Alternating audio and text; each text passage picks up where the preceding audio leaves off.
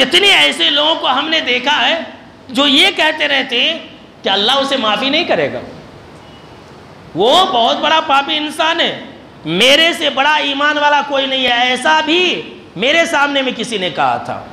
تو سن لیجئے ایسے لوگوں کے بارے میں آپ کو میں ایک حدیث سناتا ہوں، اور صحیح بخاری کے اندر حدیث ہے، آپ صلی اللہ تعالیٰ علیہ وسلم نے کہا کہ کسی انسان نے یہ کہا کہ واللہ لا یغفر اللہ لفلان، کہ اللہ کی قسم اللہ فلاں کو نہیں بخشے گا، معاف نہیں کرے گا۔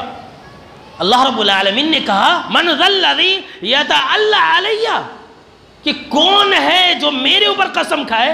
اس انسان نے قسم کھایا کہ اللہ کی قسم اللہ فلاں کو نہیں معاف کرے گا۔ ہم اور آپ کہتے ہیں نا کہ اللہ کی قسم اللہ فلاں کو معاف نہیں کرے گا۔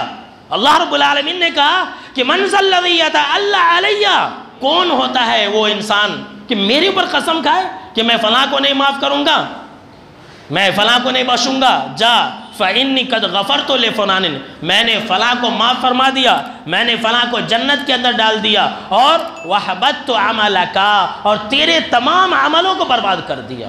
اللہ کی پناہ۔ دیکھ لیجئے گنہگاروں کے بارے میں فتویٰ لگانے سے باز آ جائے